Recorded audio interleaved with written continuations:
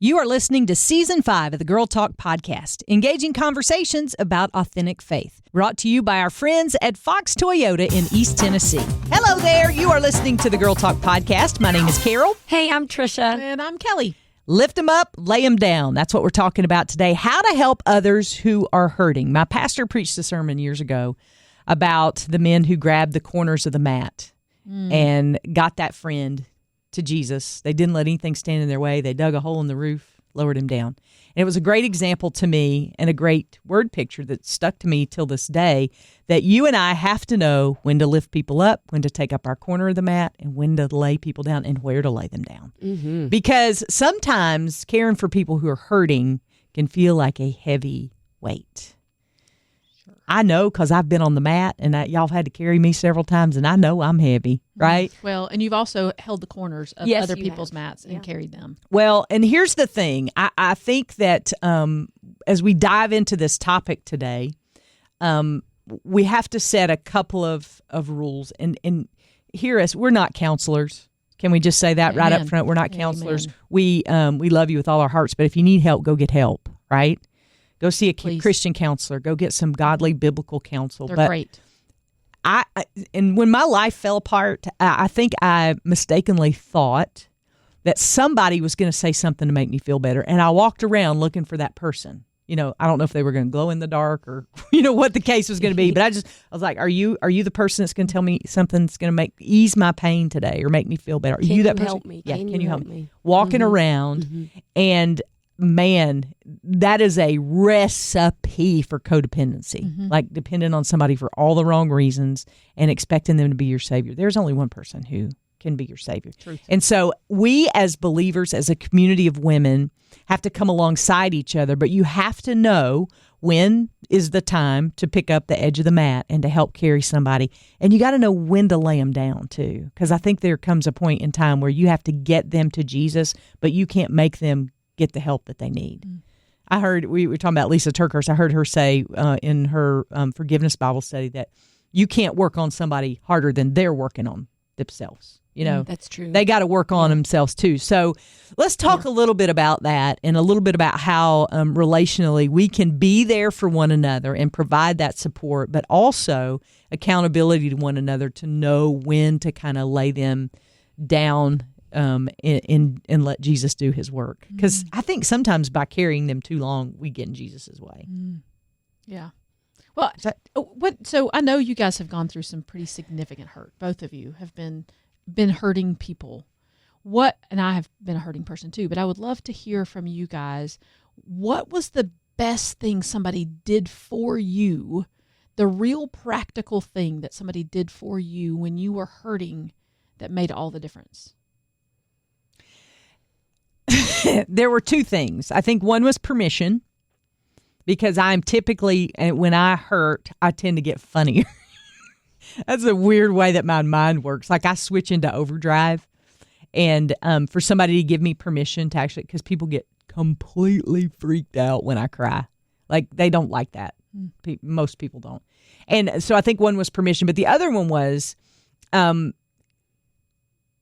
letting me feel the emotions without trying to paint over it and make me get better too soon. Does that make sense? Good. Yes. So and saying to me, "Hey, Carol, you're incredibly funny, but that's not what this is about." You know, like calling me on the carpet. And I've had enough Christian counseling for us all.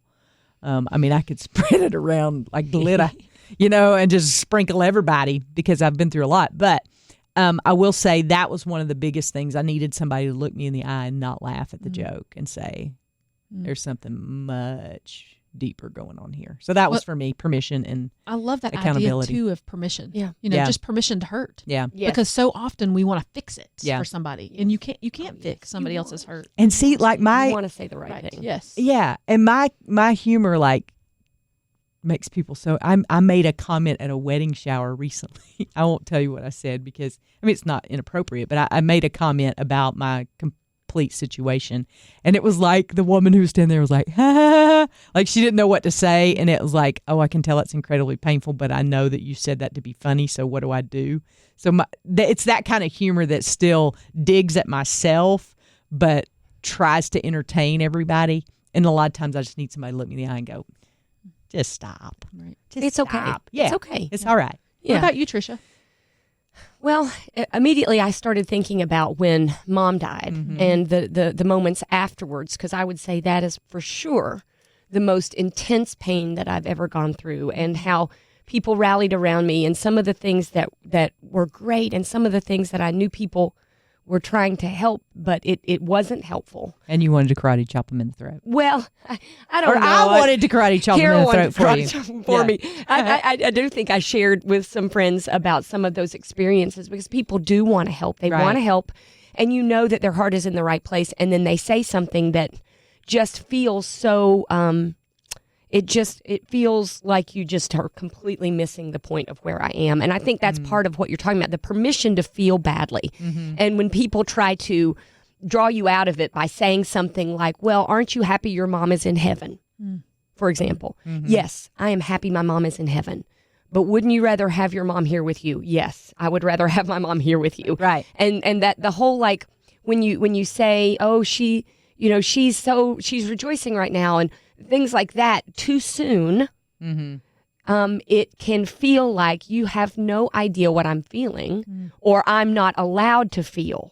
So that's why I think your permission is such an important thing. If you give someone the permission to feel, and then I have found that when I am feeling better, I will initiate that discussion. I'm so glad my mom is in heaven right now. I miss her, but let the person who's hurting initiate that thought process. I think that's important, because people really want to help, or they'll quote a Bible verse, and it's wonderful. But if you're still in that serious grief place, it doesn't help so much as it hurts. It's the equivalent of showing up at a car wreck and saying, "Are you glad you aren't dead?" Right. Like, you know, you broke your arm, you broke your leg. Right. But right. You would never do that, right? Yeah. So I think in what you said, you need to prayerfully respond. Right. And if that means not saying anything at all, then you say nothing at all. Because I think one of the things that I am bad to do when a friend is hurting is to try to come up with a solution. I want to fix it. I want to, tell you. I disagree with that. Okay. I think that you are one of the best listeners that I've ever met. Really? One of the things that I'm you terrible did. at that. So You're an 2 amazing years ago, listener. I went through some stuff with my family. Yeah. And it was hard. It was very, very painful. And what you did for me is listen. You let me talk. You gave me permission to share my story, permission to share the hard things, permission to hurt, and you just listened. And I think that's one of the best gifts that we can ever give somebody is to say, hey, I'm with you. I'm here. I'm present. I know that you're hurting, and I'm just going to listen. I'm just going to let you talk about what's on your mind without trying to fix whatever it is that's going on. And even to the point of saying, I don't have the right words. And you are a fantastic listener. And that worked because she let you lead the way. Right. So much of the time, if we're trying to help someone, we try to lead the way toward healing and helping and feeling better. But let the hurting person, let the grieving person lead the way. Initiate kind of where they are and what they need. And if you listen, they'll tell you. I'm assuming that's kind of... Sure. And often I think the open door to that is by saying, I really wish I had the right words. I really wish I had perfect words to help you right now, but I don't. But I'm here. And then that opens the door for that grieving person to lead the way. And I think that's a big piece that unless you've gone through something that's really heartbreaking and tragic, you don't know, because you can't know. You can't know until you go through something like that. You also asked what was something else that really helped me, and it's like, you want to help somebody, you maybe reach out to them and you say, hey, how can I help you? What can I do to help you? And then the person who's going through grief is in such a tailspin emotionally and cognitively, they can't think of what they can ask you for. It's like putting responsibility on them. But if instead you say, I'm going to bring you dinner tomorrow night, or I'm coming over, grabbing some laundry, and I'm going to run a couple of loads for you. Just put it at the door. Don't ask them, because that's already a hardship. Fatigue like Decision that. fatigue. Yeah. Yes. Yeah. Just tell them something very practically you can do. I'm going to take your kiddo to gym class or whatever it Right. is. And if you tell them that, most likely they'll be like, thank you. I had friends mow our yard. Yeah. Yeah. I had friends bring groceries. I had friends bring reading materials. And one of the best things people did for me was to point me to a biblical study on grief, which is Grief Share, which we've talked about. Yeah. Right. That pointed me in the right direction.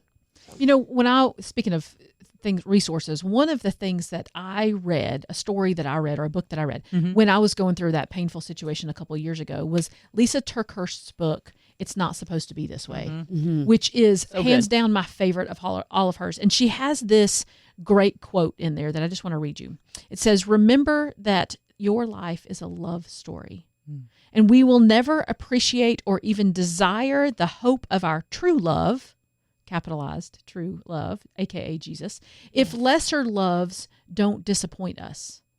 The piercing angst of disappointment and everything on this side of eternity creates a discontent with this world and pushes us to long for God Himself.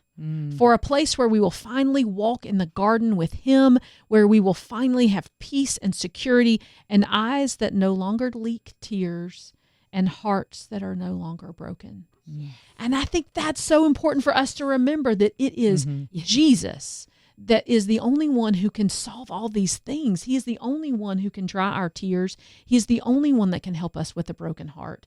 It's only Him. It can't be, we can't be that for somebody else, and nobody else can be that for us except for Jesus.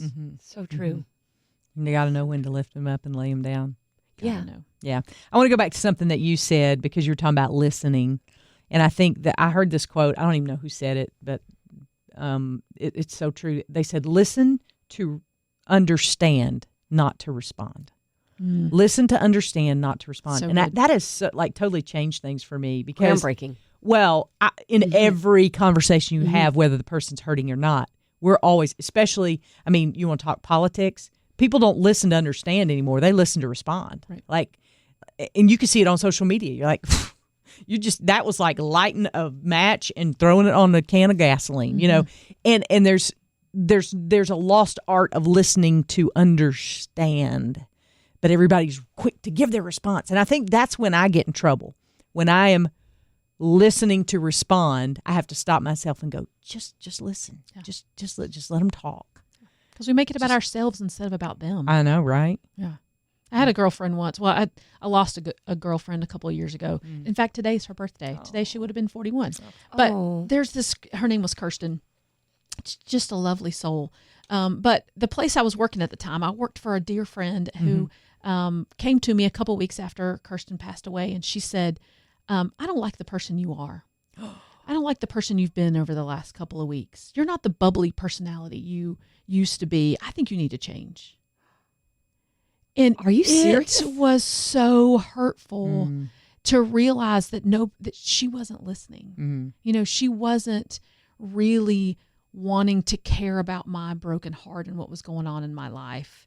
That it was more about Her expectation of you. her expectation What of you were me. giving her. Yeah. Right. What? Yeah. Yes. And in her defense, she was trying to fix me. Right. She's trying to fix me back to the bubbly person I was, Right. as opposed to just stopping to hear and listen to my broken heart.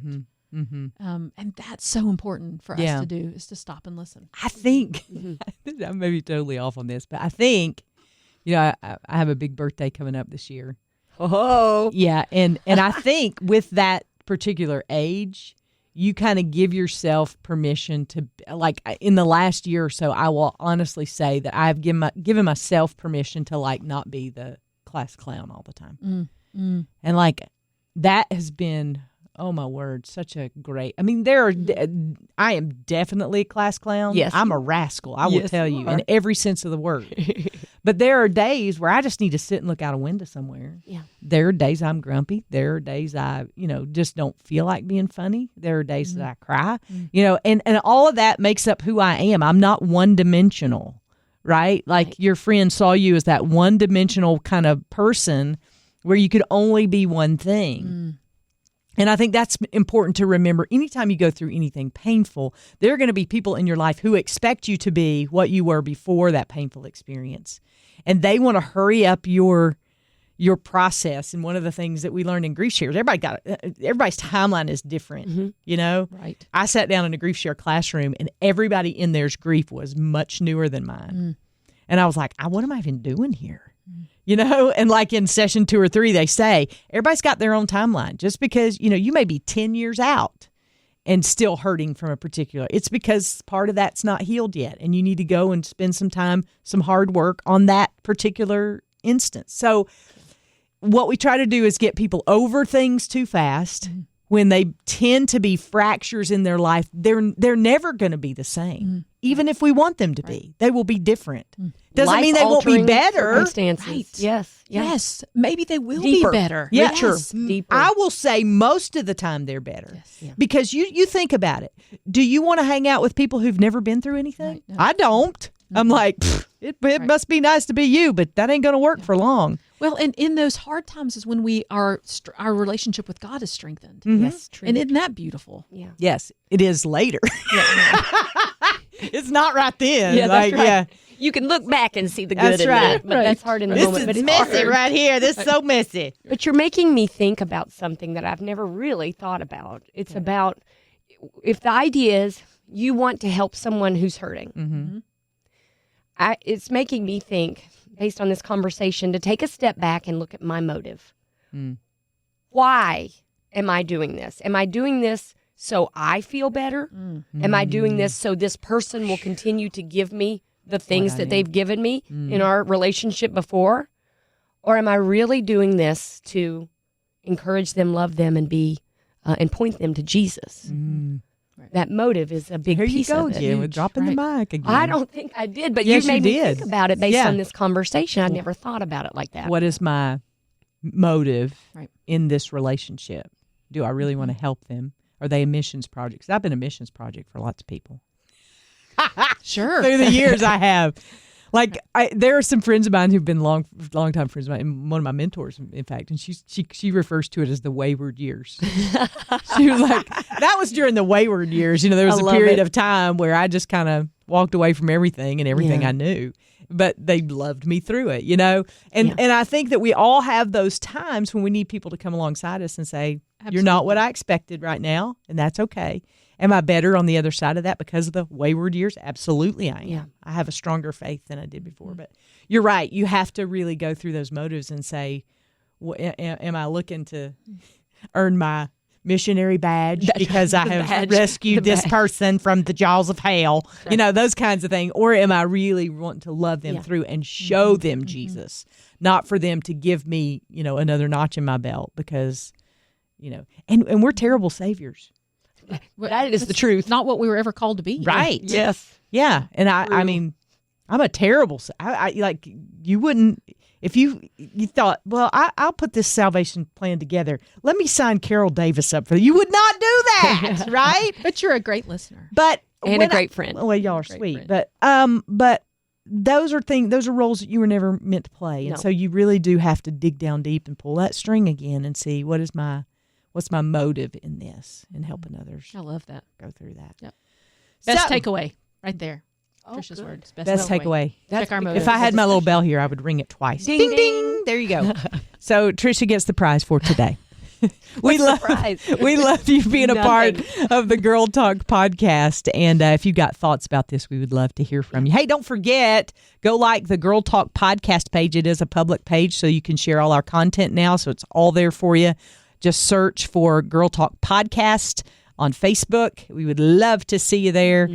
We would also love for you to subscribe to this podcast. If you subscribe, then whenever there's a new podcast that's released, you'll automatically get a notification that tells you, hey, there's a new podcast. So you won't have to actually, you know, ask your friend or go discover it on your own. You'll get a reminder. And if you're anything like me, reminders are good.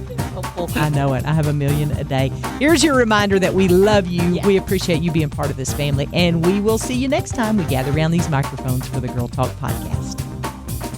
You've been listening to Season 5 of the Girl Talk podcast, engaging conversations about authentic faith. Brought to you by our friends at Fox Toyota of East Tennessee.